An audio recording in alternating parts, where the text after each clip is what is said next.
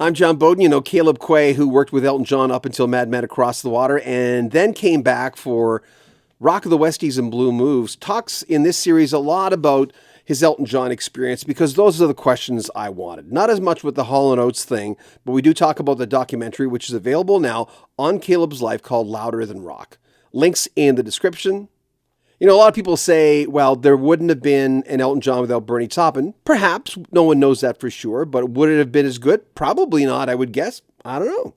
Elton John's good, but he's so much better with Bernie Taupin writing the lyrics, of course, right? There's another thing, and there's a lot of circumstances in everyone's life. Change one thing, it changes everything. Or at least it can. In the beginning, before Elton John was a name, Caleb Quaye, who worked in the studio and was also a guitarist there, would sneak Elton John in the studio for him to get recording time. We talk about that with Caleb Quaye on Rock History Music. It's interesting. Let me interrupt you because I think it's important. People, I ask everyone, what would have happened if Elton wouldn't have met Bernie? And there's all these, you hear the stories. Yeah. Oh, Stewart said you'd have a single man, that album.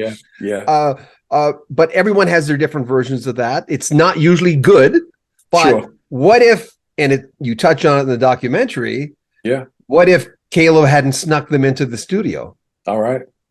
Yeah, I know. Yeah, and Stephen James mentions it in the documentary that, me sneaking him into studio, that was a catalyst for his career. Plus, also, I helped him change his name. So you would have had John Elton if he'd have had his way. Oh, really? Yeah, Long John Baldry, Elton Dean. Yeah. Right. So it's just. So he wanted. Sorry, I have to interrupt you again. I'm sorry. Sure. Yeah. So he wanted. It would have been John Elton. Yep. And what'd you say? I said no. I think Elton John sounds better. And the rest, as they say, is history. See, this was when we were in a time crunch because I produced his first single. And the single was due out in 2 weeks. It was ready to go to press in 2 weeks.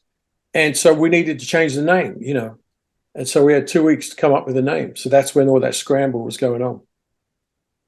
So you guys didn't leave on bad terms, though, right? I mean, no. You're very diplomatic when you talk about Elton. It's like... Sure. Yeah. Oh, yeah. No, we never had a fight or anything like that. No. Okay. Okay, well, I think it's because we took two different paths in life. I became a Christian. I read the Bible. That's where I'm at, and he went into, his lifestyle. And he knows it's not compatible with what I believe. Yeah.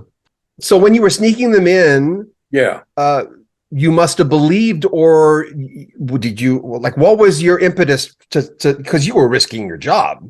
Sure. Yeah. And I didn't even think about risking my job. I just believed in what we were doing. Here's a little thing, and I know there's a picture in the documentary. It was a photo. I don't think I talked about it, but originally it was good. The project was going to be the three of us. Elton or Reg, Bernie, and myself. And there is a publicity shot that was taken in 1967 with three of us. A band.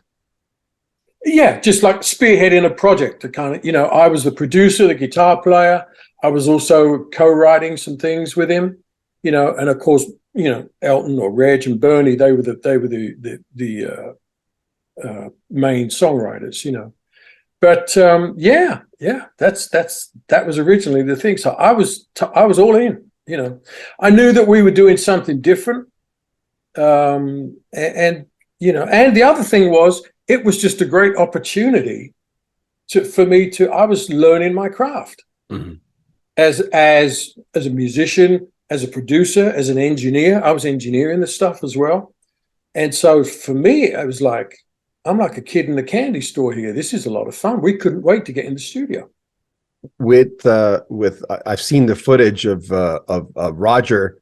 Was he knocking over his drums at Madison Square Garden? He was doing something to his Oh, we were upset. Oh yeah, oh yeah, we were upset. Yeah. How do you play? How do you play through that when you like? You just, you know, you just do. I mean, that's where we're professionals.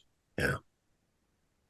So you got to. The show must go on. And especially at Madison Square Garden, you got umpteen thousand people going nuts. You got to do the show. But by the end of it, we were very upset. Everybody was upset.